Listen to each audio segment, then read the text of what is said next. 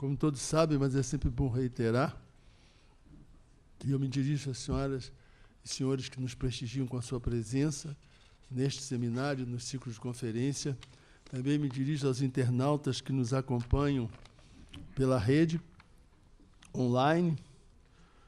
E eu dizia que este seminário, e é sempre bom reiterar, ele se concentra, se nucleariza na reflexão sobre a contemporaneidade brasileira, que é sobre a cultura que se está fazendo no nosso cotidiano, sobre temas de relevância e de importância. Na sua estrutura, ele tem um acadêmico, uma acadêmica que convidam aquelas pessoas que eles entendem que possam discutir o assunto, elegem o assunto.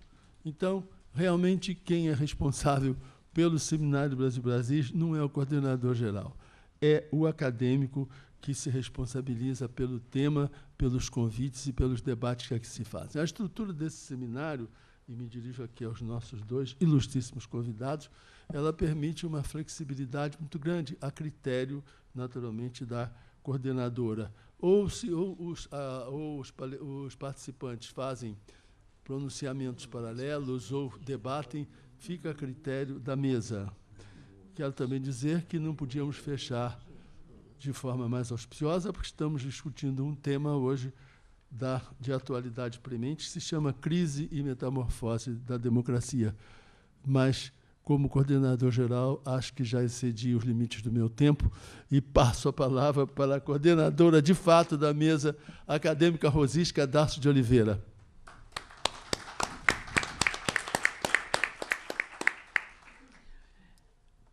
Boa tarde a todos. Como Domício explicou, nós temos o direito aqui de escolher um tema. E eu queria dizer a vocês que o tema que eu escolhi, Crise e Metamorfose da Democracia, foi provocado pela situação que nós estamos vivendo.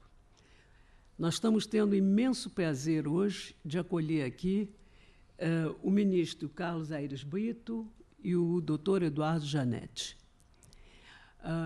Os dois vão nos ajudar a pensar essa crise que é sensível, não só no Brasil, mas também, eu diria, nos países do Ocidente, justamente esse Ocidente em que a democracia nasceu e na qual ela mais e melhor se enraizou.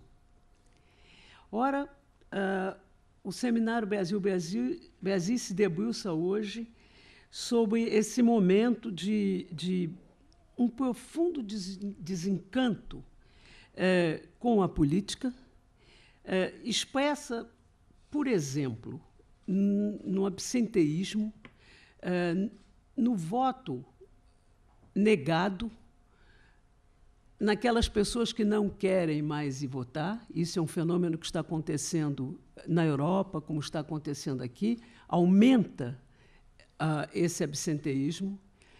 Aumenta também o voto nulo, que não é mais, no caso do absenteísmo, não é mais, como foi há algum tempo atrás, um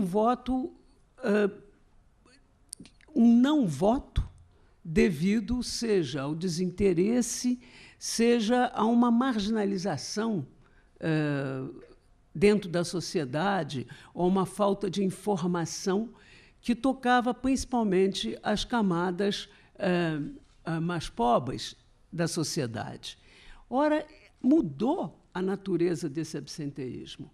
Hoje ele é muito mais uma atitude de protesto e provém de camadas justamente mais formadas e mais informadas. Essa mudança de natureza é um dos sintomas, digamos assim, disso que nós estamos chamando a crise da democracia, né? registra-se também uma crescente tendência ao voto em posições extremadas que não correspondem exatamente a uma pauta democrática, né? Nós tivemos exemplos disso em vários países europeus. Tivemos um grande exemplo disso na eleição americana, né? Eu diria que a crise da política foi fortemente influenciada, pelo menos em nosso país, e é claro que nosso país será um objeto privilegiado da nossa reflexão, pela corrupção epidêmica, mas ela não é só brasileira, né? Esse também é um outro fenômeno que está se registrando em vários países do Ocidente. Eu diria que o principal sintoma dessa crise é a desconfiança, para não dizer a rejeição dos partidos e dos políticos. Tudo isso é bem sabido, isso não há novidade nenhuma, né? O que é menos percebido é o fenômeno da coexistência dessa desconfiança em relação às instituições políticas com um processo em curso na sociedade de ampliação das liberdades, conquistas de direitos, com o aparecimento de novos atores, novos valores, novas formas de expressão e comunicação. É como se houvesse assim, um velho que reluta em morrer e um novo que ainda não é percebido em toda a sua amplitude. A política está se esvaziando por cima, mas está se preenchendo por baixo. E se o poder vem de cima, a confiança que legitima o poder, ela vem de baixo, né? Quando o poder perde a confiança, ela perde seus laços com a população. E cria-se um abismo entre o discurso político e as demandas da sociedade. Ora, como articular essas transformações em curso na sociedade com a lógica do sistema político partidário?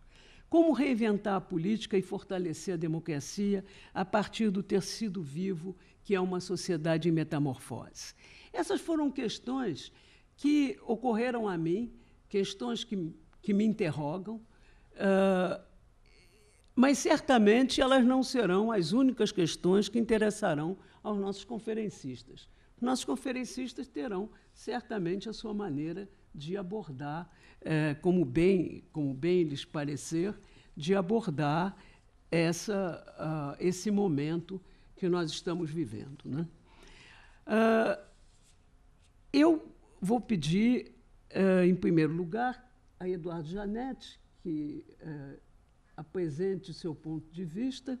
Eduardo é graduado em Economia e em Ciências Sociais pela USP e é PhD em Economia pela Universidade de Cambridge, na Inglaterra.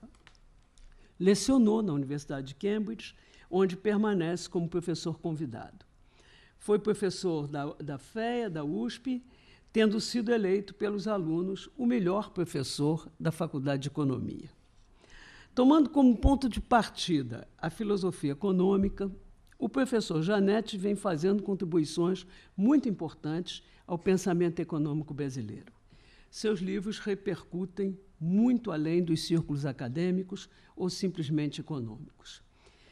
Ele é vencedor de 2 prêmios Jabuti, em 1994, com o livro Vícios Privados, Benefícios Públicos, e em 1995, com As Partes e o Todo. O livro Auto-Engano, de 1998, também premiado, consagrou Janete não apenas como um economista destacado, mas também um importante pensador. Além desses, publicou Beliefs in Action, Felicidade, O Mercado das Crenças, O Valor do Amanhã, O Livro das Citações, um breviário de ideias replicantes, 2008, e, recentemente, Trópicos Utópicos, além de diversos outros livros e artigos nacionais e internacionais. Em suas exposições, aborda, além do macro-cenário econômico, temas como ética e as consequências sociais das transformações econômicas. Com a palavra, professor Eduardo Janete. Janete, muito obrigada pela sua presença aqui. Bom, muito boa tarde a todos. Uma grande alegria estar aqui na Academia Brasileira de Letras. para participar dessa mesa sobre crise e metamorfose da democracia. A última vez que eu estive aqui, há mais ou menos um ano atrás, vim apresentar algumas ideias do meu novo livro falando sobre a utopia. E, de certa maneira, eu me sinto agora, Rosisca, chamado aqui para falar da distopia. Porque, de fato, a democracia está vivendo um período de incerteza e de transformação que não se sabe muito bem para onde caminha. Como você bem enfatizou, trata-se de um fenômeno internacional, um fenômeno que vem afetando as principais e mais consolidadas democracias do mundo. Mas eu acredito que o desafio para nós aqui não é falar em termos conceituais e genéricos, universalistas, sobre o problema da democracia no mundo, mas é remeter essa questão para a nossa particularidade e o nosso contexto brasileiro, que é, de fato, o que nos toca mais de perto e é onde nós podemos ter algum papel de reflexão e de transformação também. Eu vou organizar a minha apresentação, que, pelo que foi estabelecido aqui, deve durar aproximadamente 20 minutos, né, Rosisca? Esse é o tempo. Por favor, me controla. O economista tem que respeitar a restrição orçamentária, senão ele está completamente desautorizado. Eu vou organizar em torno, basicamente, de 3 proposições, e eu vou desenvolver a minha reflexão em torno de 3 proposições que eu vou enunciar, e, à medida que eu for desenvolvendo o meu pensamento, eu vou procurar substanciar as 3 proposições que farei. Pensando no momento político brasileiro, né? As 3 proposições que vão estruturar a minha fala são: primeira, a Lava Jato é o mais importante acontecimento da atualidade na vida pública brasileira. Eu vou argumentar que a Lava Jato está, para os nossos anos recentes, num grau de relevância equivalente ao da redemocratização em meados dos anos 80 e da conquista da estabilidade monetária em meados dos anos 90. Eu vejo a Lava Jato como a grande ocorrência, o grande acontecimento da atualidade no Brasil. E eu vou procurar fundamentar e justificar essa afirmação. A segunda proposição que eu farei é que a Lava Jato é uma condição necessária, mas longe de suficiente para a superação dos nossos problemas e para o revigoramento da nossa democracia.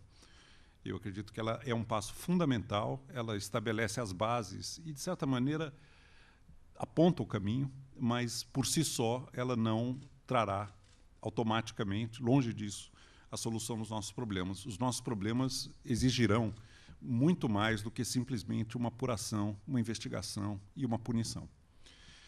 Por fim, a minha terceira proposição é de que o efeito saneador da Lava Jato e tudo que ela promete em termos de renovação das práticas políticas brasileiras vai depender fundamentalmente do que virá nas eleições de 2018. Ou seja, como a sociedade reagirá diante de tudo aquilo que se explicitou e que escancarou, de certa maneira, a realidade do modus operandi da política no Brasil. Então, são essas as 3 proposições básicas e eu vou procurar aqui organizar minha fala em torno delas, ao final, dizendo algumas coisas mais propositivas sobre o que eu considero relevante para que caminhemos para uma metamorfose boa da nossa democracia. Primeiro ponto, então, a Lava Jato como o mais importante acontecimento da atualidade na vida pública brasileira. Por quê? Eu acredito que a Lava Jato, fundamentalmente, escancara a deformação patrimonialista do Estado brasileiro, como nada no nosso passado teve a capacidade de fazer.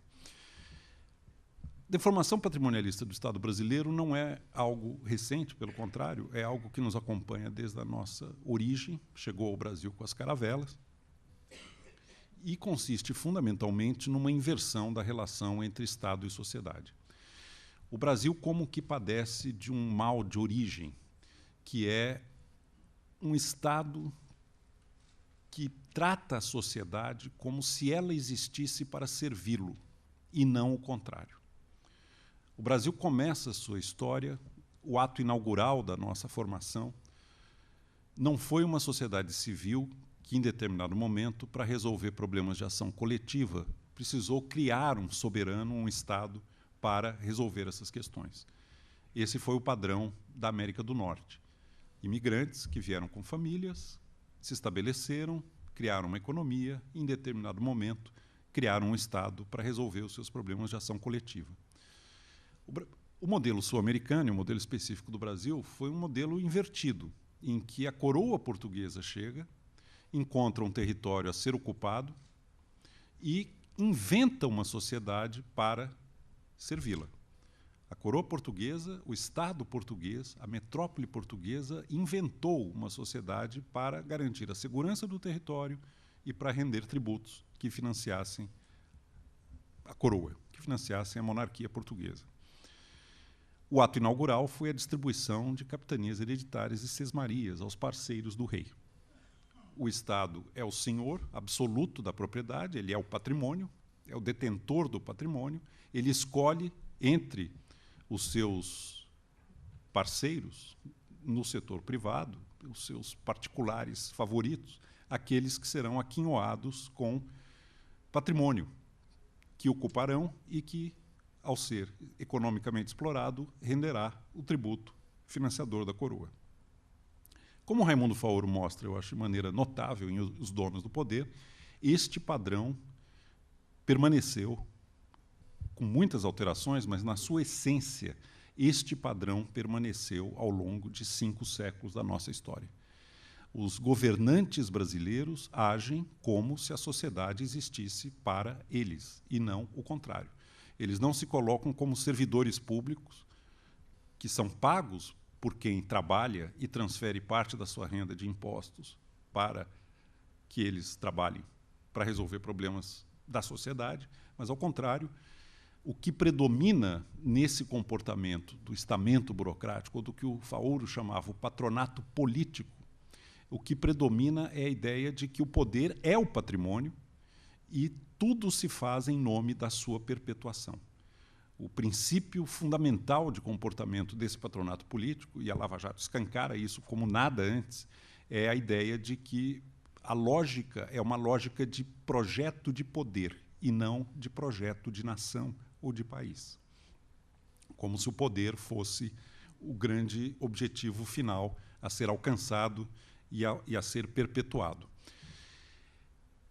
O que sustenta essa deformação patrimonialista, no fundo, é um encontro de 2 grupos que se encaixam, né? De um lado, políticos que veem o Estado como um meio de alcançar prerrogativas e condições de prestígio e de ascendência na sociedade, né? E, de outro lado, setores muito relevantes da iniciativa privada, do empresariado, que, em vez de buscarem, como seria o caso, o crescimento dos seus negócios, passando pelo crivo exigente do mercado, que requer trabalho, requer inovação, requer eficiência, nós temos segmentos muito relevantes do empresariado brasileiro que buscam desesperadamente sempre um atalho para conseguirem crescer, enriquecer, acumular capital, não pelo mercado, mas pelo acesso privilegiado a governantes que pautam a sua ação pela lógica da perpetuação no poder. O encaixe desses 2 grupos é o sistema de poder que define o nosso Estado patrimonialista. O que a Lava Jato mostrou, entre tantas outras coisas, é as entranhas, o modus operandi desses 2 atores fundamentais, que são o patronato político e o empresariado afoito, buscando, junto ao balcão de negócios do governo, um acesso privilegiado a crédito, subsídios, contratos, favorecimentos e tudo mais que a Lava Jato explicitou. Chega a ser espantoso constatar que 2 grandes empresas no Brasil praticamente colocaram o Estado brasileiro na sua folha de pagamentos. Eu acho que não preciso dar nome aos bois, mas a palavra boi aqui não é gratuita, né? Tudo isso acarreta, primeiro, transforma a nossa democracia naquilo que já o Sérgio Buarque de Holanda, há muitos e muitos anos, em Raízes do Brasil, 1936, dizia: a democracia no Brasil foi sempre um lamentável mal-entendido. ela se torna um mal-entendido assim, com essa relação extremamente equivocada entre público e privado, deformando a prática democrática, o setor privado sendo cooptado com vantagens e com transferência de recursos para a sustentação de blocos de poder. E eu não estou me referindo aqui a um ou outro governo, mas é uma prática recorrente que se restabelece no Brasil. É verdade que isso foi levado bem mais longe no período recente, a partir do segundo mandato de Lula e principalmente no primeiro mandato de Dilma, né? Mas são práticas que se renovam e que se restabelecem com maior ou menor exacerbação em diferentes momentos do tempo. E assim como a democracia se torna um lamentável mal-entendido, o mercado no Brasil, a economia de mercado brasileira, é em grande medida uma caricatura de economia de mercado, porque ela não estabelece como regra fundamental de sucesso no campo da economia a capacidade de inovar, de ser eficiente, de produzir bens e serviços cujo valor é socialmente reconhecido. Os grandes vitoriosos do setor privado brasileiro, com as exceções de praxe, não são os que fizeram o seu caminho de prosperidade e de acumulação por meio do mercado. Com poucas exceções, fizeram esse caminho muito mais trabalhando em Brasília, trabalhando junto ao governo central e encontrando canais de acesso privilegiado ao poder, do que propriamente trabalhando duramente no mercado para criar valor socialmente reconhecido.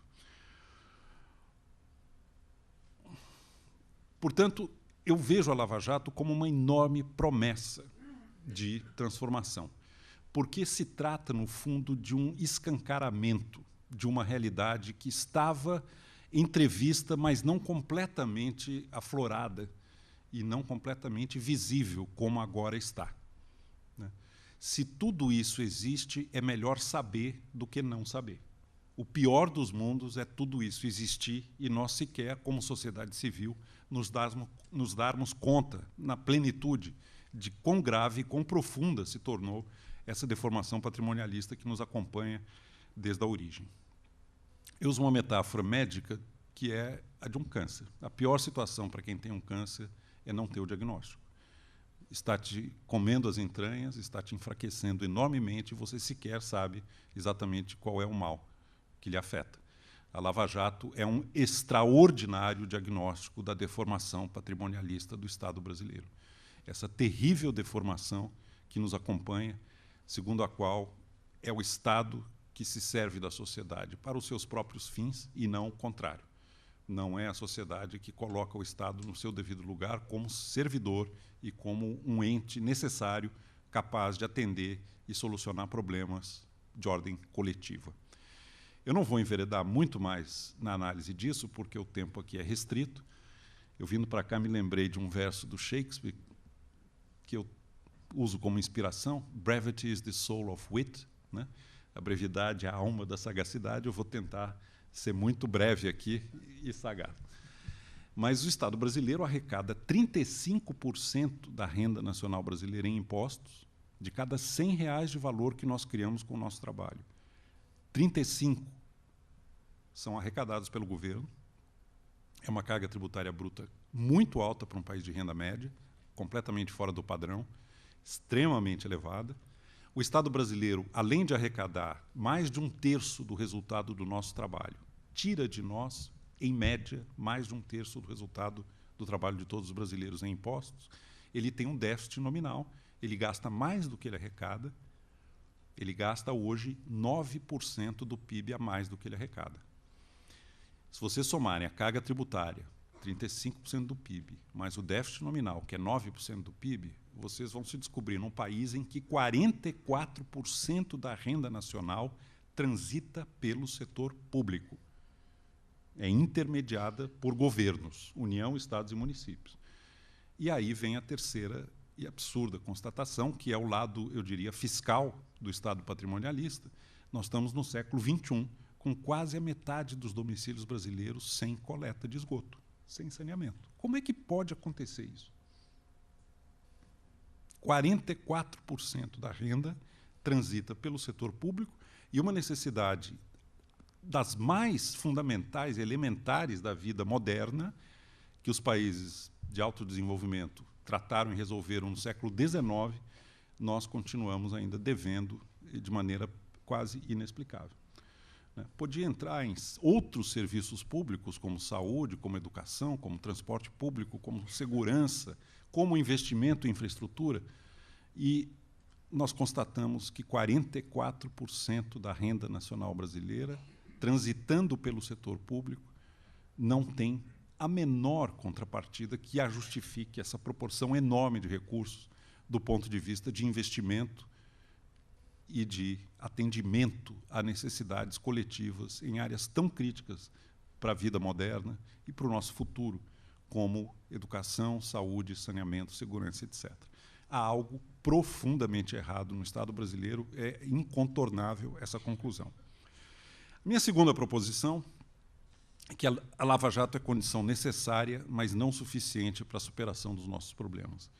A Lava Jato escancara essa deformação patrimonialista, ela nos permite um autoconhecimento doloroso, mas fundamental para podermos avançar, mas mesmo que ela chegue a bom termo e leve à punição exemplar dos políticos e empresários que foram flagrados por tudo que se descobriu, isso por si só não mudará o nosso modo de vida e a nossa forma de vida pública nesta relação invertida entre Estado e sociedade.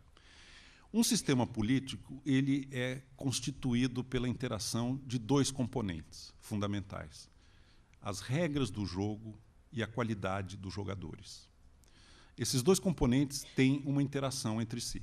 As regras do jogo são as instituições, são as leis, é o modus operandi institucional do sistema, e a qualidade dos jogadores são os atores da política que, dentro dessas regras, se animam e, em muitos casos, conquistam posições de autoridade dentro do organograma do Estado. Elas interagem.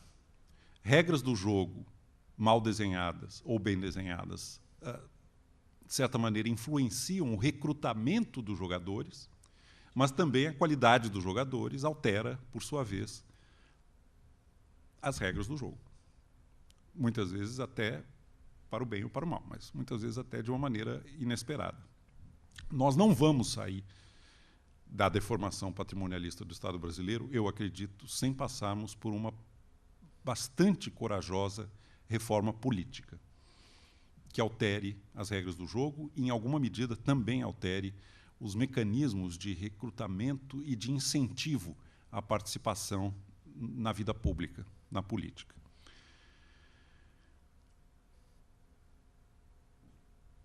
Eu não vou agora enunciar, eu vou deixar isso para o final, quais são as medidas. Eu tenho 3 coisas mais concretas e propositivas em relação à reforma política, mas eu queria passar para a minha terceira proposição, porque o tempo corre rapidamente, e é a ideia de que o efeito saneador da Lava Jato dependerá muito do que ocorrer nas eleições de 2018.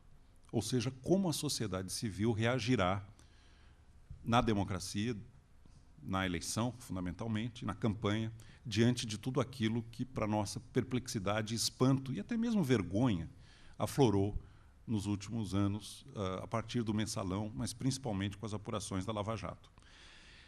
Eu tenho usado aqui um modelo que eu encontrei num físico quântico para entender um pouco o momento político brasileiro e algumas anomalias de comportamento e de manifestação da sociedade civil no passado recente. Tem um físico quântico que fez um experimento que consiste no seguinte: ele constrói uma torre delgada de areia e ele despeja em cima dessa torre delgada um único grão de areia. E ele mostra, por experimentação, que 3 coisas podem acontecer quando você solta um único grão de areia em cima de uma torre delgada. As 3 coisas são as seguintes. A primeira, o grão de areia pode parar e ficar em repouso exatamente onde ele caiu. A segunda, o grão de areia desce na torre e desliza muito suavemente até a base. E a terceira, o grão de areia pode cair num ponto específico desta torre e ela desaba. É uma situação quântica de colapso. Eu tenho a impressão que o que o Brasil vem vivendo há um bom tempo já é uma situação em que grãos de areia estão caindo todos os dias em cima de uma torre delgada, que é o nosso sistema de poder. Em 2 ocasiões bem definidas, nós tivemos muito perto da terceira situação, que é a situação de colapso.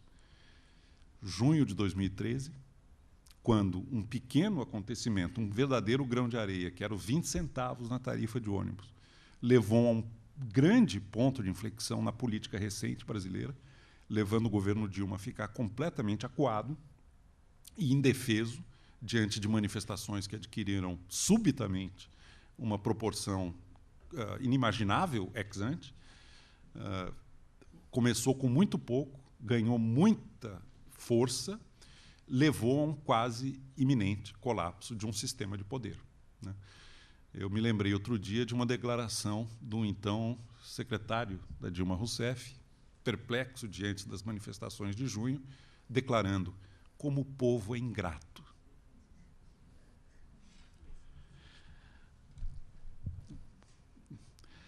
A segunda situação em que caiu um grão de areia e quase desabou a torre foi a campanha de 2014, quando um evento completamente aleatório e imprevisível, que foi a morte de Eduardo Campos, levou de maneira súbita e muito forte à ascensão da Marina Silva como candidata nas pesquisas eleitorais.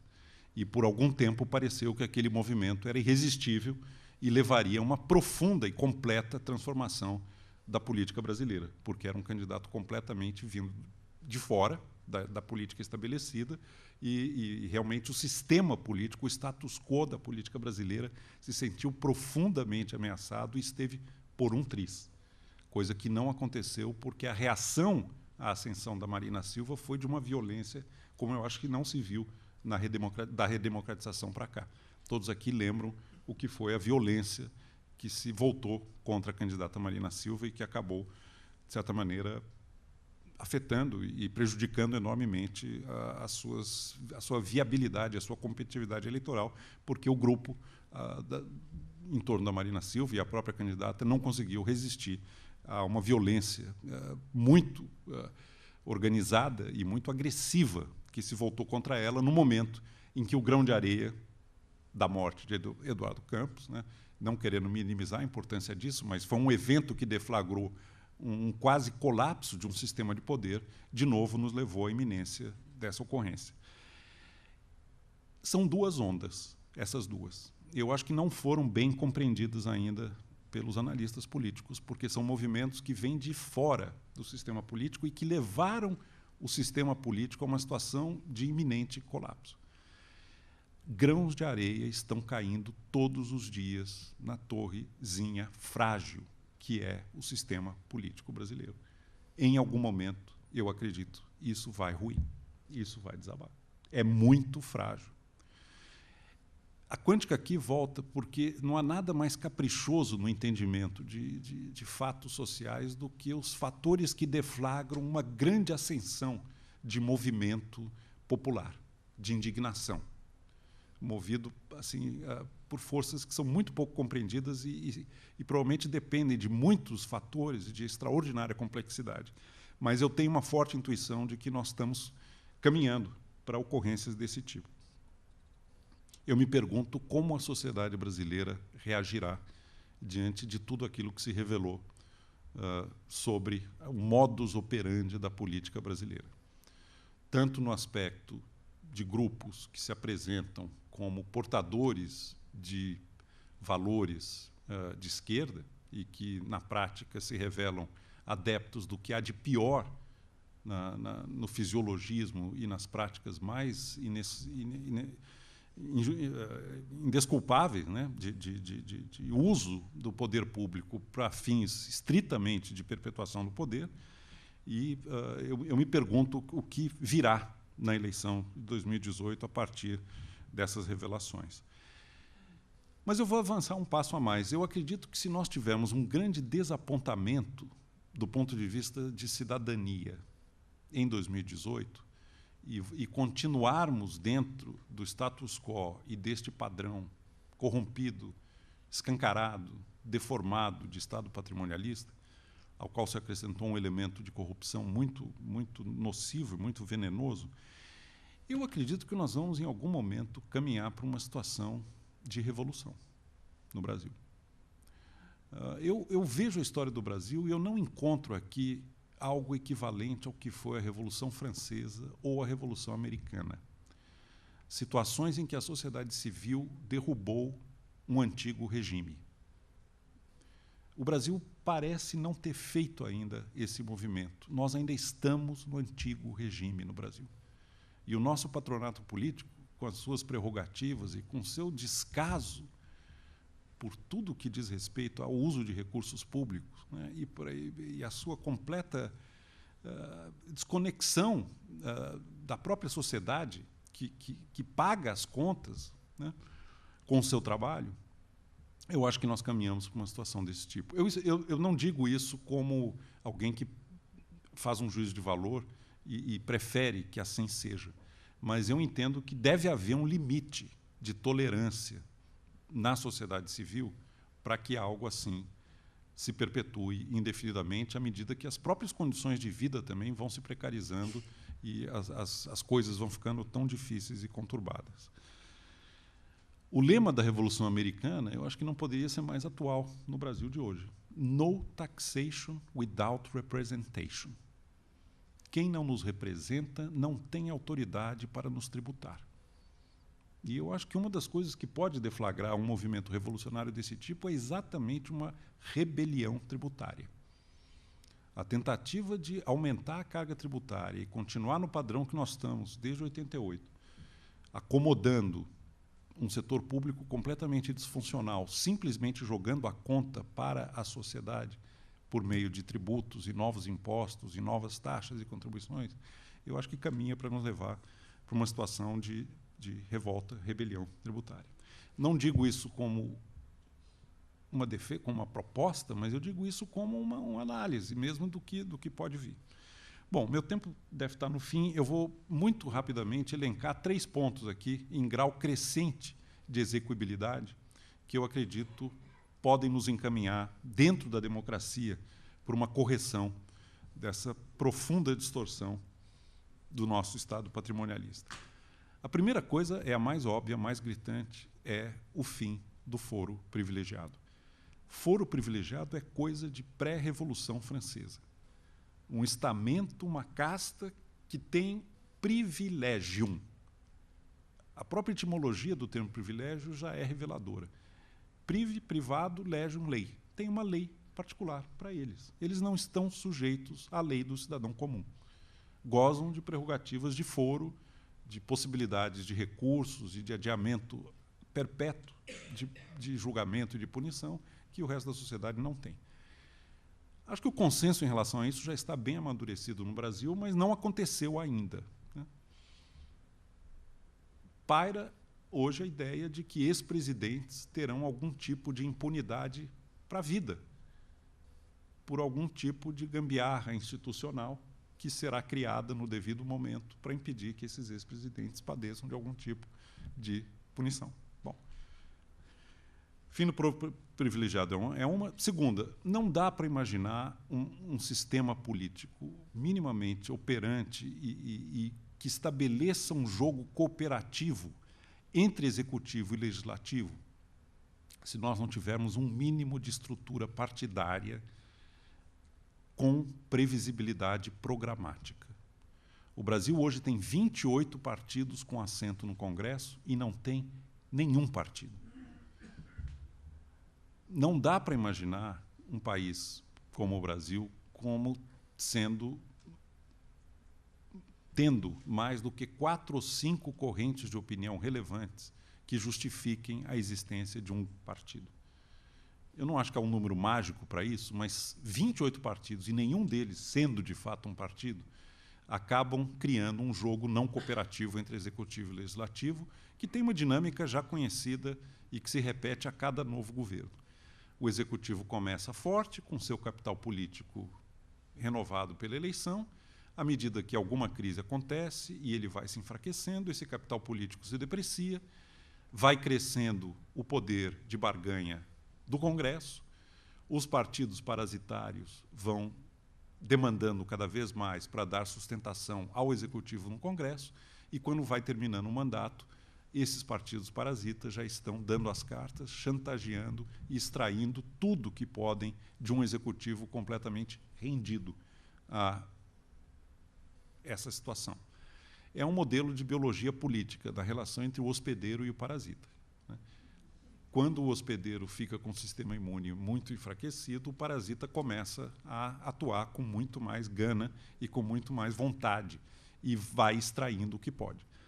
O grande experimento que nós estamos passando no Brasil, depois do impeachment da Dilma, é um experimento curiosíssimo, é o de uma situação em que o parasita-mor virou o hospedeiro. O PMDB, que sempre foi o partido que ficava esperando o enfraquecimento do Executivo para avançar, de repente, com o impeachment da Dilma, ele, que era o parasita profissional, e é profissional mesmo, se tornou hospedeiro. Então, nós estamos assistindo como é que um parasita se comporta quando se torna também o hospedeiro. Uma estrutura partidária minimamente estruturada, eu diria, chutando um número que é muito aleatório, mas qualquer coisa em torno de 4 ou 5 partidos já seria, assim, 4 ou 5 correntes de opinião que justifiquem um partido no Brasil, já seria muita coisa e conferiria ao jogo entre executivo e legislativo, pelo menos a possibilidade de maior cooperação e não chantagem, e não hospedeiro parasita. Por fim, minha última proposição, e como eu disse, eu estou caminhando do mais exequível para o menos exequível. Eu acredito que a Constituição de 88 legou, do ponto de vista de pacto federativo, uma situação muito equivocada, muito difícil e muito ruim para o Brasil. Nós tínhamos no regime militar um modelo de Estado unitário, altamente concentrado na União, que era quem arrecadava e era responsável pelas atribuições do setor público. Os regimes autoritários no Brasil tipicamente concentram muito o poder no governo central. Foi assim que funcionou durante o regime militar. Em 88 foi feito, como sempre acontece nas redemocratizações brasileiras, um movimento do pêndulo em direção ao Estado federativo, transferindo atribuições típicas do setor público para os entes federativos, estados e municípios.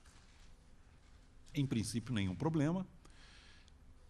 O que ocorreu, no entanto, é que, em vez de transitarmos de um para outro, o que de fato prevaleceu foi a soma de um ao outro.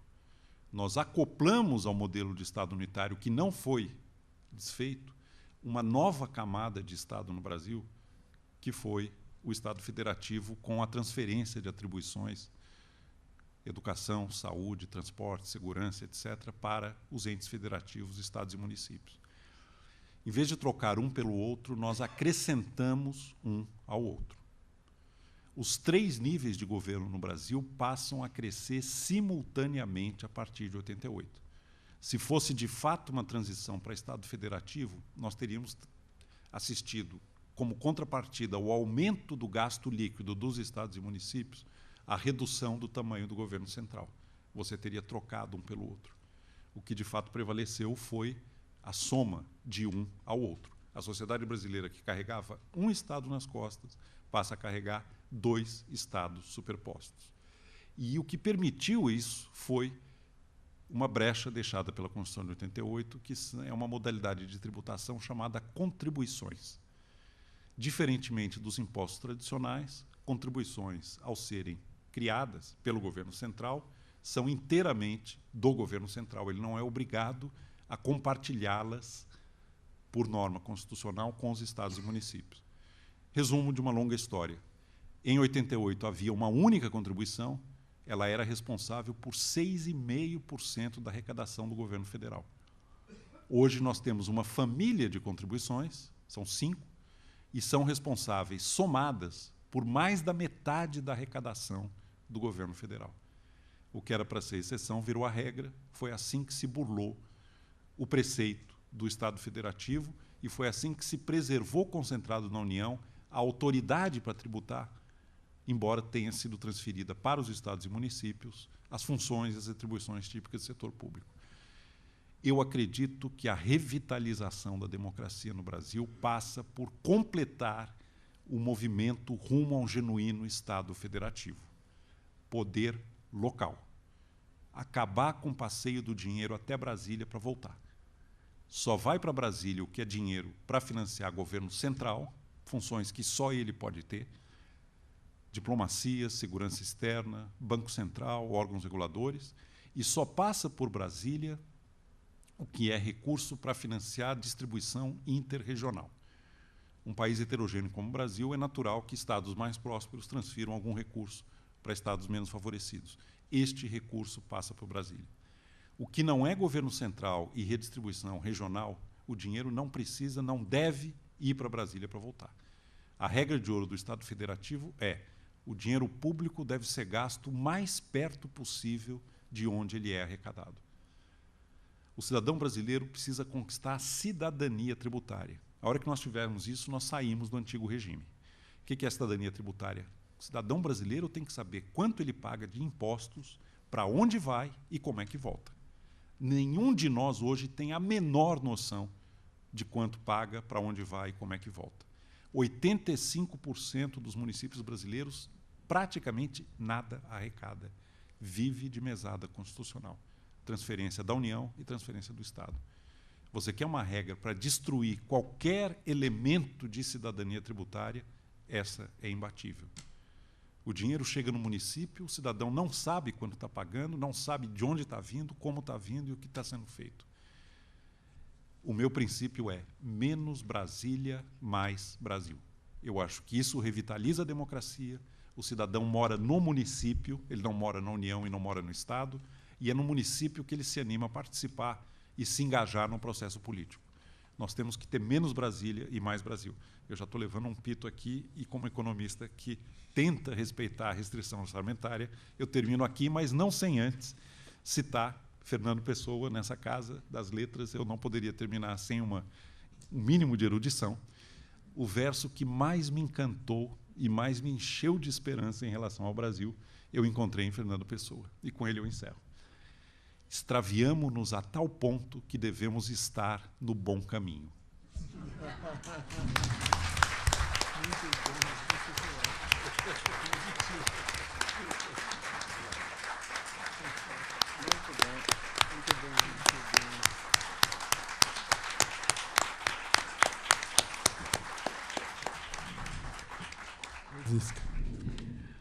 Muito obrigada, Janete. Nós vamos ouvir agora o ministro Carlos Aires Brito. Eu poderia não apresentá-lo, mas vou apresentá-lo assim mesmo, não é? Formou-se na Faculdade de Direito da Universidade Federal de Sergipe em 1966. Cursou a pós-graduação em aperfeiçoamento em Direito Público e Privado pela Faculdade de Direito de Sergipe e de mestrado em Direito de Estado e de doutorado em Direito Constitucional, ambos pela Pontifícia Universidade Católica de São Paulo.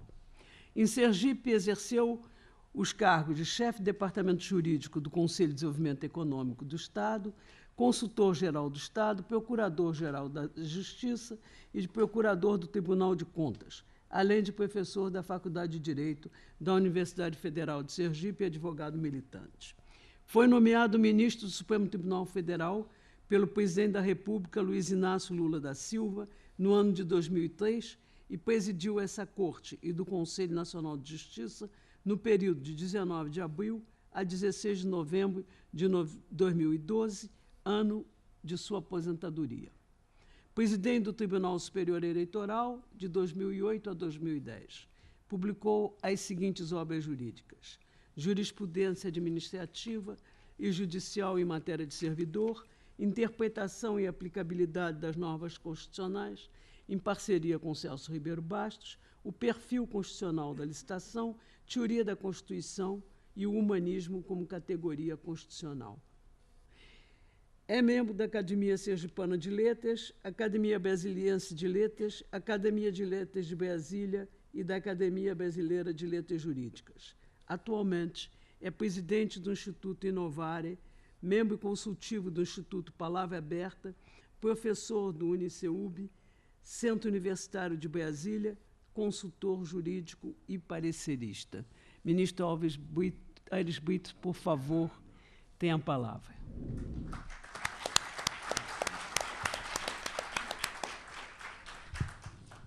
Obrigado, acadêmica, querida amiga Rosisca Darcy de Oliveira, presidente Proença, Domício Proença Filho, querido amigo e mestre Eduardo Gianetti. Eu também me permito fazer algumas saudações personalizadas a alguns amigos mais chegados que estão aqui, como Carlos Nejar, esse extraordinário poeta brasileiro. Merval Pereira, estou vendo ali atrás, Geraldo Holanda, Zoeni Ventura. Mas eu peço, enfim, que todos se sintam nominalmente citados e também pessoalmente abraçados. Eduardo é um mestre, né? Quando ele fala, já participei de algumas sessões, digamos, acadêmicas, com o Eduardo, e é sempre a antecipada certeza de todo proveito. Não é? Cívico, científico, jurídico também, viu? Sem falar dessa sedução na fala que é típica dos acadêmicos. Me lembro até de Hegel dizendo: a poesia é a arte da palavra. E de Cecília Meirelles, né? Ai, palavras, que estranha potência a vossa. Todo sentido da vida começa à vossa porta. Ministro Baixa, eu também já escrevi uma vez uma coisinha bem curtinha. O sangue da vida flui pelas veias das palavras. E quando eu vejo alguém falar tão bonito assim como Eduardo, Rosisca também, fico até emocionado, viu, Eduardo? Bem, eu quero cumprimentar Rosisca e sua equipe de auxiliares pela escolha do tema, antes de tudo, crise e metamorfose da democracia. Porque, de fato, a democracia é o princípio dos princípios da Constituição Brasileira de 1988. É o princípio jurídico, político, de mais abrangente compostura estruturante do Estado e da sociedade brasileira. Desde o preâmbulo, que a nossa Constituição diz, aspas, nós, representantes do povo brasileiro, reunidos em Assembleia Nacional Constituinte, para instituir um Estado democrático. E o artigo 1º, cabeça, confirma esse propósito de fazer da democracia uma espécie de valor continente, de que tudo mais é conteúdo, o valor gênero, de que tudo mais é espécie, né? Valor síntese, valor mais alto. Dizendo assim, a República Federativa do Brasil é formada pela união indissolúvel dos estados, do Distrito Federal e dos municípios, constitui-se em Estado democrático de direito. E essa Constituição é a minha menina dos olhos, né? Profissionalmente, desde o Supremo, muito antes do Supremo Tribunal Federal. Eu sou um constitucionalista e dela faço, em razão da materialidade incomumente expandida dela, Constituição de 88, e de sua riquíssima principiologia, dela eu faço uma espécie de posto de combustível brasileiro, cujo nome eu não vou dizer, que, segundo a propaganda televisiva e radiofônica, tem resposta para todas as perguntas. Eu presidia, como Rosisca muito bem disse, bem lembrou para mim, eu presidi o eleitoral, Tribunal Superior Eleitoral, de 2008 a 2010. E ali no eleitoral, eu fui percebendo as deformações, inclusive patrimonialistas, para não dizer, sobretudo patrimonialistas, de que tão bem falou Eduardo Gianetti. Eu me lembro que naquele ano, sob a minha presidência, nós cassamos 3 governadores, 2 deputados federais, 1 senador e por aí vai. E eu dizia para mim mesmo, que paradoxo, que certo desencanto, né? Uma Constituição tão boa, a meu juízo, em linhas gerais, acho que ela é muito boa, apresenta alguns senões, alguns descompassos, algumas carências aqui e ali, alguns equívocos, mas, em linhas gerais, eu acho que é uma Constituição tão boa que nos torna, juridicamente, um país primeiro-mundista. Eu tenho até receio de que, mais adiante, a gente olhe para trás e diga assim, eu era feliz e não sabia. Cuidado com o que vai pedir a Deus, que Ele pode atender. Já são 97 emendas a uma Constituição, que me parece devesse permanecer intocada em grande parte. Essas emendas, para mim, fruto de quem não estudou bem a Constituição, de quem cognitivamente não domina bem a Constituição e fez emendas desnecessárias. Aliás, dizia o ministro Carlos Veloso, essa Constituição está sendo emendada isso há mais de 10 anos. Não pelos seus defeitos, mas pelas suas virtudes. Ele dizia isso. E, certa feita, eu ainda na presidência, meio assim, não digo desencantado, que eu sou muito de ver as coisas com certo otimismo. Igual a Zoeni Ventura. A Zoeni fez ontem um artigo antológico, né, sobre a terceira idade. Velho é quem se acha. E se eu pudesse resumir, eu diria que a intenção de Zoeni foi dizer o seguinte, a terceira idade não é uma idade de quinta. Né? Pode ser também uma janela de oportunidade para uma repaginação por cima. Eu também sou setentão. Né? E na vida ele citou o poeta Horácio, Carpe diem, né? Colha o dia, aproveite o dia. Não confie no amanhã, né? Aproveite o instante. E citou também Vinícius de Moraes. Nada, como foi que disse Vinícius, não há coisa mais divina neste mundo do que viver cada segundo. Não é, Rosício? Que esse mesmo Vinícius carioca, certa feita, disse, mulher, ser vegetal, dona do abismo. Isso é um tratado, né? Não é, Merval? Mulher, dona do abismo. Ou seja, nós vivemos flertando com esse abismo o tempo todo. Bem, eu não sou de desistir fácil, não. Eu sou um otimista inveterado. E nesse meu abatimento um pouco cívico, um pouco científico, jurídico, eu me encontrei com um cidadão em Brasília. Um dia de sábado, eu me dirigia com minha esposa, um dos meus filhos, para um restaurante por volta de 2h da tarde, quando um morador de rua que eu já conhecia, um homem bonito, alto, parecia um desgarrado de família, mas alguém de boa formação.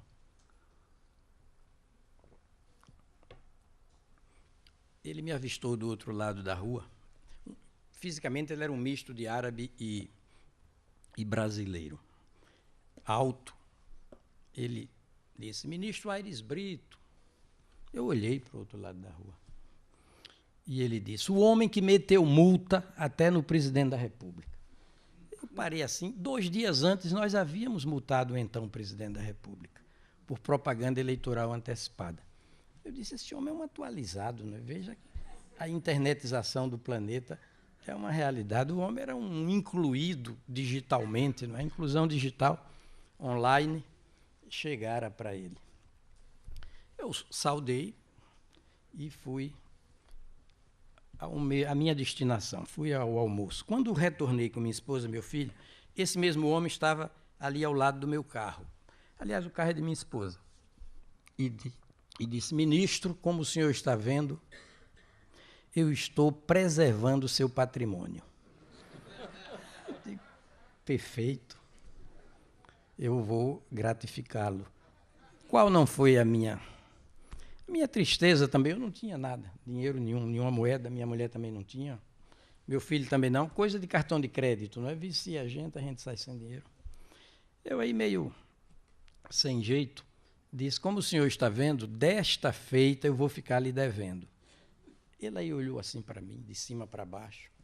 Aliás, eu baixinho, qualquer um me olha de cima para baixo. Ele aí disse assim: ministro, o senhor não me deve nada. Basta cumprir a Constituição. Olha que consciência das coisas, né? E robusta, eu recobrei o ânimo, né? Eu não estava com o ânimo perdido de todo, não, mas um pouco ali, cabisbaixo comigo mesmo e tal. Ele aí disse: basta cumprir a Constituição. E recobrei esse ânimo de constitucionalista habituado a ver nessa Constituição muito mais virtudes do que defeito. Essa Constituição não padece de déficit de normatividade. Nós, os seus intérpretes, é que padecemos de déficit de cognoscibilidade, de compreensão, de interpretação, o que me remete até para Martin Luther King. Certa feita, Martin Luther King, visitando um estado norte-americano, conhecido pela excelência de suas leis, e quando instado não é se pronunciar sobre aquela qualidade jurídico-positiva do estado visitado, o grande humanista disse: olha, não quero ser indelicado não, mas não me interessam as suas leis. Eu quero saber dos seus intérpretes, dos seus juízes. Ele queria dizer, um novo par de olhos, bem que pode enxergar num texto velho angulações normativas até revolucionárias, né? Certamente ele quis dizer isso. E eu, então, volto a dizer, né? Torno a dizer, eu recobrei o ânimo e, desde então, eu venho percebendo o seguinte, me permito dizer, já tenho conversado isso com o Merval também, por telefone, às vezes pessoalmente. Nós chegamos a esse estado de crise, olha agora a procedência também do nome, crise e metamorfose da democracia. Chegamos a essa crise e metamorfose do nosso princípio mais alto, democracia, porque temos caminhado de costas para a Constituição, porque temos descumprido a Constituição. O que temos que fazer é o caminho de volta. Num aparente paradoxo linguístico, semântico, a meta é a fonte, é a Constituição. Ela é fonte, ela é imã e bússola. Não é? A saída da crise não é uma saída da Constituição, é pela Constituição. É uma saída por ela. O grande problema é que essa formação nossa de que falou precedentemente Eduardo, não é? Desde a origem da colonização, desde a chegada aqui das caravelas, tudo que é do Estado é prestigiado, tudo que é da sociedade civil não.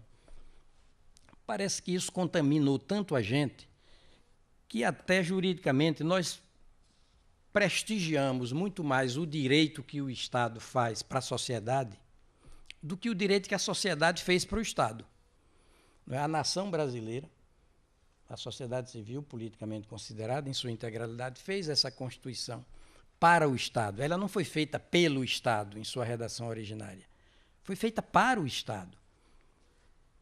Pois o nosso apego às coisas do Estado e o nosso vício de gravitar na órbita do Estado, isso é tão grande que a gente preza, volto a dizer, muito mais o direito que o Estado faz para a sociedade do que o direito que o Estado fez para a sociedade. Essa carta-mãe que partejou o próprio Estado brasileiro.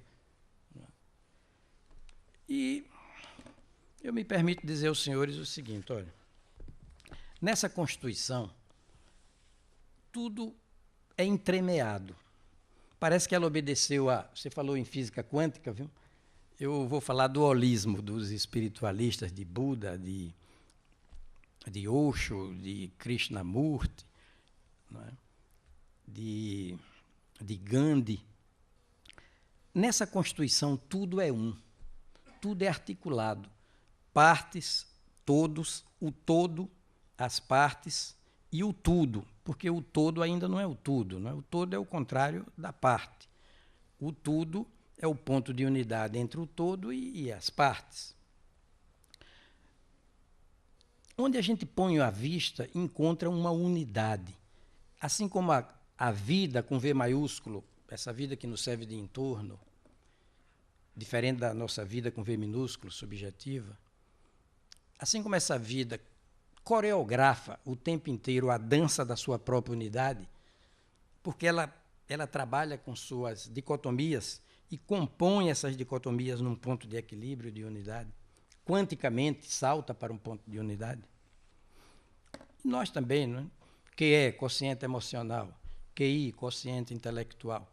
Quando nós fazemos um casamento por amor entre a emoção e a razão, QE e QI, a gente tem todas as possibilidades de saltar para um ponto de unidade, um a posteriori, que é a consciência. Não é? Quem sabe a consciência seja o parto, não é? O ponto de partejamento do QE e do QI, em conciliação, em otimização funcional. Tudo aqui na Constituição é assim, é na perspectiva de uma unidade, de um equilíbrio, de uma estabilidade. Por exemplo, o artigo 1º fala de que essa República Federativa do Brasil constitui um Estado democrático de direito. Então, nós temos uma democracia republicano-federativa. Devíamos falar mais de democracia, sabe? Democracia republicano-federativa. Democracia é um continente cujos conteúdos institucionais são exatamente a República e a Federação, nessa ordem. Na América do Norte, o que se tem é uma federação republicana. Mas não é o nosso caso. Aqui nós temos uma república federativa. Os estados, o Distrito Federal, os municípios e a União, são 4 pessoas político-jurídicas ou jurídico-políticas apetrechadas, aparelhadas para aplicar os princípios republicanos. São 4 oportunidades de que dispõe a República para se concretizar. Mas olha que magnífico discurso. Qual é o primeiro fundamento da democracia? A soberania popular. Todo poder emana do povo, que o exerce diretamente ou por meio de seus representantes eleitos. Segundo fundamento dessa democracia republicano-federativa, a cidadania. Se soberania é a qualidade do soberano e o soberano é exclusivamente o povo, cidadania é a qualidade do cidadão. E aqui a gente vai lendo e percebendo tudo se desdobra em conteúdos ao longo da Constituição. Os princípios não são bolhas normativas, eles têm conteúdo, têm densidade significativa, por esse entremear de princípios e regras ao longo do assoalho, não é, normativo da Constituição. Cidadania para a Constituição é a qualidade do cidadão, mas do cidadão habitante da cidade-estado dos gregos, polis. Cidadão é quem tem espírito público, abertura para o coletivo, compromisso com o dia a dia de sua cidade, cidade-estado. É um primor a Constituição no trato da cidadania. Terceiro, dignidade da pessoa humana. E a Constituição faz da pessoa humana, do humano que mora em cada um de nós, o nosso título supremo de merecimento para receber direitos, prerrogativas, garantias.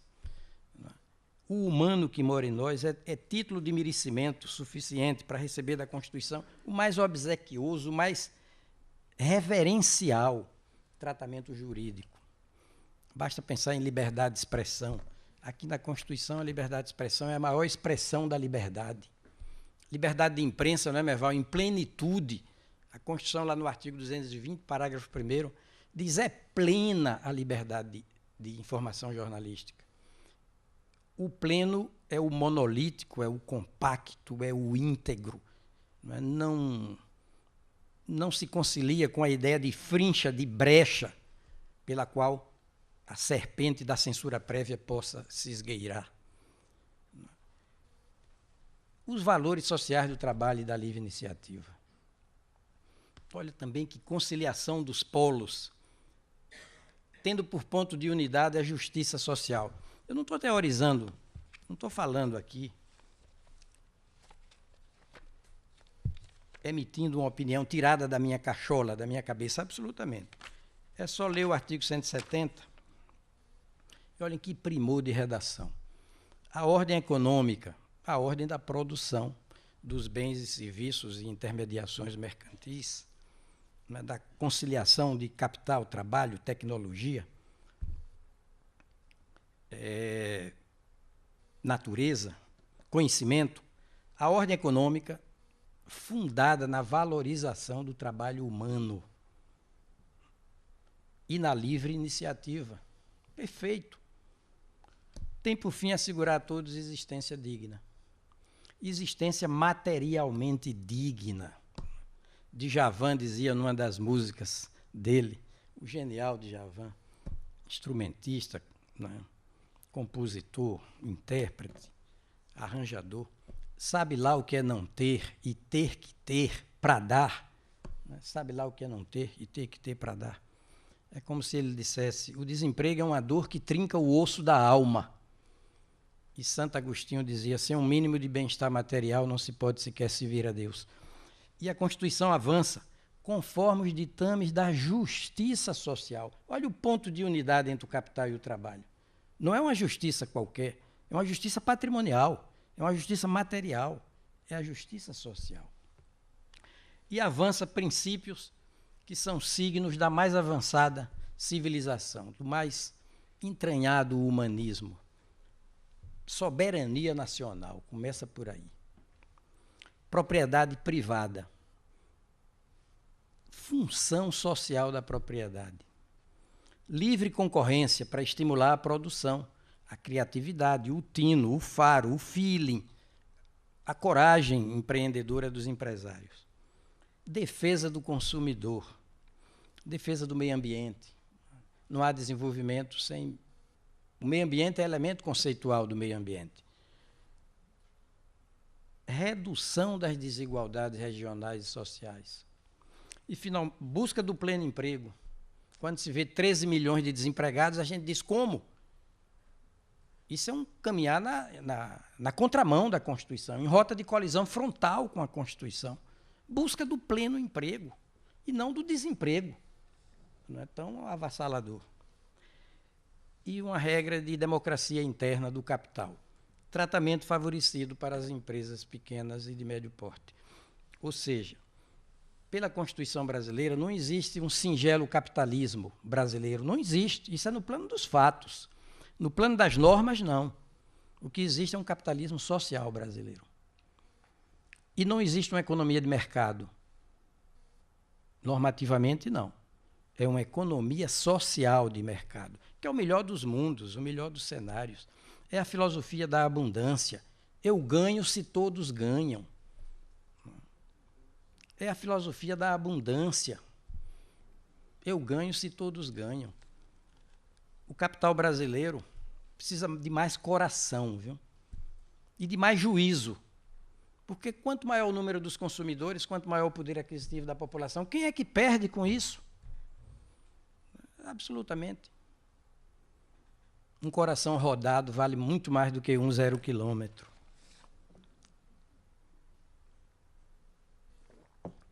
Pascal, o coração tem razões que a própria razão desconhece. A gente vai para o artigo 37. Eu já me encaminho para o fim também, viu? Artigo 37. Só quero dar um exemplo aqui. Olhem, senhores, o artigo 37 diz assim, a administração pública, direta e indireta, de qualquer dos poderes, da União, dos Estados, do Distrito Federal, dos municípios, aí vem o que interessa, obedecerá aos princípios da legalidade, é o princípio republicano da legalidade. Tudo começa com a lei republicanamente, numa lei igual para todos em linha de princípio. Todos são iguais perante a lei, não é? Então, tudo começa com... Ninguém será obrigado a fazer ou deixar de fazer alguma coisa, senão em virtude de lei, artigo 5º, número 2. Então, o primeiro princípio regente de todas as atividades públicas teria que ser mesmo da legalidade. Aí vem legalidade, impessoalidade, moralidade, publicidade e eficiência. Devemos interpretar da seguinte forma. O problema é a interpretação. O problema é a interpretação. Pode-se interpretar friamente, maquinadamente, canhestramente, malandramente, um texto. E também se pode interpretar com toda a cientificidade, com toda a logicidade, não é? A emoção abrindo os poros da razão. Na perspectiva da justiça social, direito não é só uma ordem lógica da conduta humana, é também uma ordem justa. O substantivo jus, tanto é sinônimo, o prefixo latino jus, tanto é sinônimo de direito quanto de justiça. Aí vem legalidade, impessoalidade, moralidade, publicidade, eficiência. Melhor impossível. Como interpretar? É necessário aplicar a lei, mas não basta aplicar a lei. É preciso aplicá-la por um modo impessoal. Duro combate ao patrimonialismo. Por um modo moral. Duro combate ao patrimonialismo. Por um modo público. O poder desnudo. A visibilidade social do poder. O poder de que falava Louis Brandeis, pronunciam assim, ele foi ministro da Suprema Corte norte-americana, morreu em 1943. Há outro propósito, mas em linhas gerais, ele disse que nas coisas do poder, o melhor desinfetante é a luz do sol. A visibilidade, o poder. Isso aqui é a excomunhão da cultura da coxia, do camarim, do bastidor. É um tranco no fisiologismo. E eficiência. Eficiência é o ponto de arremate, que significa o seguinte: não basta que a instituição pública exista. É preciso que cumpra as suas finalidades, as suas funções. A eficiência é nesse sentido. A instituição é mais importante do que o agente. Até o ministro do Supremo, ele vale porque a instituição vale, o Supremo, o Judiciário. O prestígio do ministro é derivado, não é originário. E a função vale mais do que os dois, as duas categorias. A função vale mais do que o agente e do que a instituição. É a função que dá nome à instituição. Olha, poder legislativo. É a função legislativa que dá nome ao poder, ao órgão público. A função judiciária é a função judicante que dá nome ao poder judiciário. É a função executiva, baixar decretos, regulamentos, que dá nome ao poder executivo. O que há de mais importante é a função. Não basta existir, não é? É preciso funcionar. Se esse meu tímpano direito deixar de ouvir, eu deixarei de ter ouvido. O que restará para mim é apenas uma orelha. Não é ouvido. A natureza se vinga do órgão que deixa de cumprir sua função. Não é? E aqui se tem, nesse artigo 37, não só o predomínio da instituição sobre o agente e da função sobre as duas categorias, como aqui se tem a ideia estratégica, fundamental. Eu vou me permitir uma metáfora, quiçá demasiadamente coloquial, mas é intencional, eu tenho como didática. Não interessa, não é? Não adianta mudar o cara do poder. É preciso mudar a cara do poder. A fisionomia, a alma, o coração do poder. Não interessa quem governa, é o que está dizendo o artigo 37. No seu sentido, porque toda norma tem um significado e um sentido. O significado é o ôntico, não é? O sentido é o teleológico. O que é que está dizendo aqui? Está dizendo, olha, não interessa quem governa, interessa como se governa. Quem governa, governa por um modo legal, impessoal, moral, público e eficiente. Isso é que interessa. E é o que está dito aqui. Isso aqui é um novo conceito de governabilidade. E nós precisamos urgentemente, ingentemente, para ontem, nós precisamos de mudar essa mentalidade o quanto ontem, não é nem o quanto antes, o quanto ontem precisamos mudar o nosso conceito de governabilidade. Governabilidade no plano político, governança no plano econômico. Com toda honestidade, não é? Se aplicarmos bem esse artigo 37, vamos dizer assim, quem não tem biografia ética Quem não tem passado ético já não terá futuro político. Isso aqui é o casamento por amor entre poder e pudor. É o que decola daqui da Constituição. É o que arranca daqui desse artigo 37. Olhem, senhores, é assim o tempo todo. Se bem interpretada, essa Constituição nos tirará desse atoleiro, sabe? Porque o Brasil é diferente, Rosisca. Rosisca lembrou bem a crise da democracia nos países mais desenvolvidos. Mas lá é uma crise por fadiga. Não é curioso isso? O poder legislativo, sobretudo, entrou em desprestígio porque lá o povo percebeu, como aqui nós estamos percebendo, que nossos representantes políticos, eles representam que nos representam. É uma encenação, é uma teatralização. O nosso caso é mais grave porque não é de fadiga que nós não experimentamos ainda a democracia com a plenitude, digamos assim, com que eles o fizeram. O nosso caso é de fastio. Suscitando a seguinte pergunta, acabrunhante. Nós não temos jeito para a democracia, não levamos jeito para a democracia.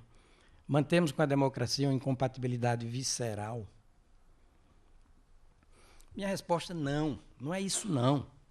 Nós vamos experimentar, sim, essa democracia e já estamos experimentando. O Brasil está mudando, está melhorando, já há transformações à vista e está aqui a metamorfose. Eu diria, respondendo a sua pergunta, para terminar, nós estamos em crise e estamos em metamorfose. Crise e metamorfose da democracia. E vou tentar dizer isso num episódio, sintomaticamente, simbolicamente, significativamente do ponto de vista histórico. O caso Gedel Vieira Lima. Olha, me permito, eu não sou uma pessoa grosseira, não me considero. Mas nesse ponto, a gente tem que dizer isso, porque foi demais aquele episódio. Um político parlamentar, ministro de 2 presidentes da República. E quando não foi ministro nos últimos 4 governos, ele foi funcionário de alto escalão, agente político de alto escalão, de alto coturno. Aliás, desconsidere a palavra coturno, porque é o que de pior pode acontecer, vamos desconsiderar isso. Quando aquela dinheirama foi... Olha, outra vez incorri numa coloquialidade, num prosaísmo talvez exagerado. Mas já disse, fica. Quando aquela dinheirama foi encontrada ali, 51 milhões, né, num apartamento privado, eu fui entrevistado. Meio de queima-roupa, me disseram, digo, mas foi isso mesmo? Foi isso mesmo, ministro. Digo, está certo. Qual é a sua opinião? Eu digo, eu preciso ver. Aí eu vi o vídeo. Olhei, aí disse, olha, é o seguinte, esse meu olho esquerdo está lacrimejando, chorando a beça, mas o meu olho direito está brilhando, de ânimo. Como brilhando? Porque se esse dinheiro está ali, é porque os laranjas já não estão recrutados com tanta facilidade. E os paraísos fiscais também estão se fechando ou já não são confiáveis. Olha a metamorfose aí.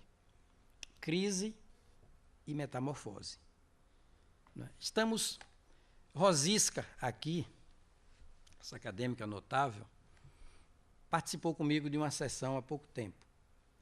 20 pessoas aqui no Rio, no Museu do Amanhã, junto com Sebastião Salgado, um notabilíssimo, né, fotógrafo.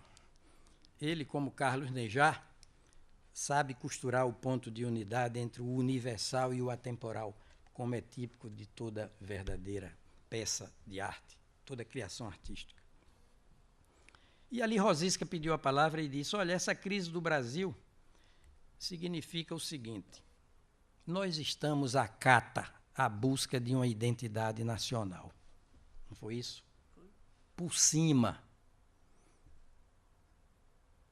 O não verbal dela. Me permito interpretar, viu? Pelo amor de Deus, se eu estiver errado, me corrija. Mas o não verbal é o seguinte, é que colocar os pontos nos is do nosso vocabulário ético penal demanda tempo. Eu vi no seu não verbal a seguinte metáfora. Democracia não vence por nocaute, mas vence por pontos. Desde que bata mais juridicamente do que apanhe. Senão perde nos pontos também. E ela está batendo mais. Nós estamos colhendo os frutos da democracia. No Brasil de hoje, não se pode impedir a imprensa de falar primeiro sobre as coisas, não se pode impedir a imprensa de falar primeiro sobre as coisas, nem o judiciário de falar por último. Quando o judiciário abre mão de falar por último, a sociedade civil não aceita. E foi o que aconteceu recentemente numa decisão que, a meu juízo, foi tecnicamente equivocada. Entendeu? Mas isso é consciência coletiva. Já a sociedade civil avançou mais do que o Estado na direção desse texto. Avançou muito mais. Talvez numa linguagem de Yang ou Jung, aportuguesando a pronúncia, a sociedade civil brasileira já está concebendo em torno dos princípios constitucionais, publicidade, etc., moralidade, impessoalidade, pluralismo, pluralismo político, diversidade cultural, um juízo de imprescindibilidade, porque os princípios são estruturantes em bases civilizadas, humanísticas, democráticas, da vida coletiva, né? Bem, senhores, o meu discurso não é de quem entrega a toalha, não. De novo incorri. Poeta é assim, vocês perdoem. Mas alguém citou no chá Eliot, não me lembro quem citou, acho que foi Carlos Nejar, o grande poeta anglo-americano. E eu me lembro de uma passagem com que termina a minha fala, de Eliot, que é a seguinte, ele falando mal dos que desertam dos ideais. Por exemplo, o patrimonialismo, né, de que você falou tão bem, é o principal ponto de fragilidade estrutural do nosso país, esse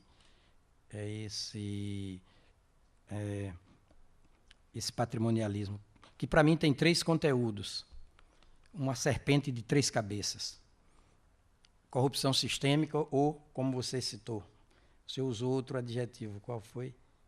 Não me lembro. Da corrupção, mas eu anotei aqui. Epidêmica. Epidêmica. Corrupção epidêmica, desperdício, ladeira abaixo, sem freios, irresponsável de dinheiro público. E o terceiro é o corporativismo, de que falou também Eduardo.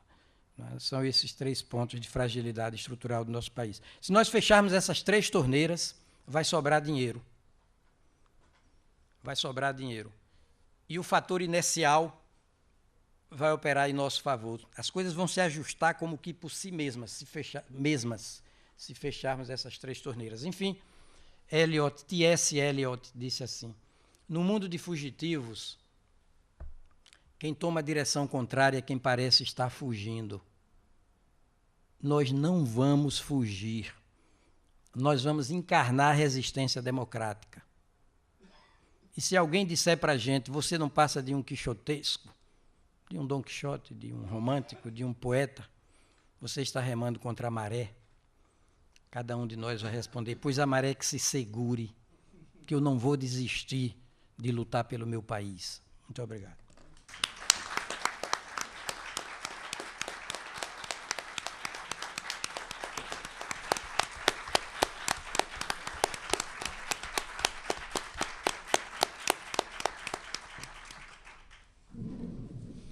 Muito obrigada, ministro Aires Brito.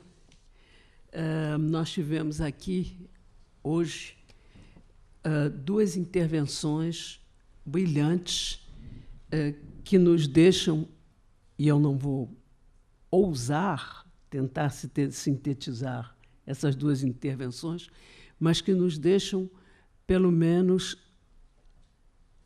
2 mensagens que me parecem muito claras. Uma, o sentimento de ambos os palestrantes do patrimonialismo como uma grande tara do Brasil. Janete chegou ao ponto de nos dizer que a maneira como esse país está sendo levado pode nos levar a uma situação de insustentabilidade por parte da população, né? Que ele usou a expressão revolucionária. Em seguida, fazendo um diagnóstico, pelo menos assim eu entendi, similar da gravidade do patrimonialismo, o ministro Aires Brito, com seu domínio admirável da Constituição brasileira, nos diz uma interpretação correta da Constituição brasileira responde às demandas, aquilo que Janete nos disse que seria necessário, indispensável, para nos tirar disso que nós estamos chamando a crise. E o ministro Aires Brito diz, com muita pertinência, nós estamos em crise e estamos em metamorfose, né? E dá alguns exemplos muito importantes disso. Eu creio que, da junção dessas duas intervenções, fica uma mensagem muito grande de esperança e de coragem, como foi exposta agora, sobretudo, nessa última fala do ministro Aires Brito. Eu acho que, de fato, nenhum de nós aqui vai desistir do nosso país. Eu agradeço imensamente a presença de todos dois aqui. Eu não vou me alongar, porque a palavra era de vocês, foi de vocês, e nós já avançamos muito na nossa hora, mas eu queria agradecer imensamente não só a presença, mas as ideias extremamente fecundas de todos dois e que, reunidas, deixaram, de fato, uma mensagem de esperança. Muito obrigada a todos dois. A Casa de Machado de Assis, com Rosisca, agradece a presença nesta mesa de dois atores altamente significativos do Pensar Brasil, o ministro Aires Brito e o professor Eduardo Janete. O ministro mergulhou na significação da Lei Maior e sua aplicação. O professor navegou nos espaços pragmáticos da Lei Maior aplicada. Ambos mobilizaram a nossa reflexão para além da inércia. Não poderíamos encerrar de melhor forma o Seminário Brasil-Brasil de 2017. A Casa agradece também o prestígio de todos os que acompanharam os debates, em presença ou no espaço virtual. E, desde já, deixo o convite para os seminários do ano que vem. Até lá, muito obrigado por tudo.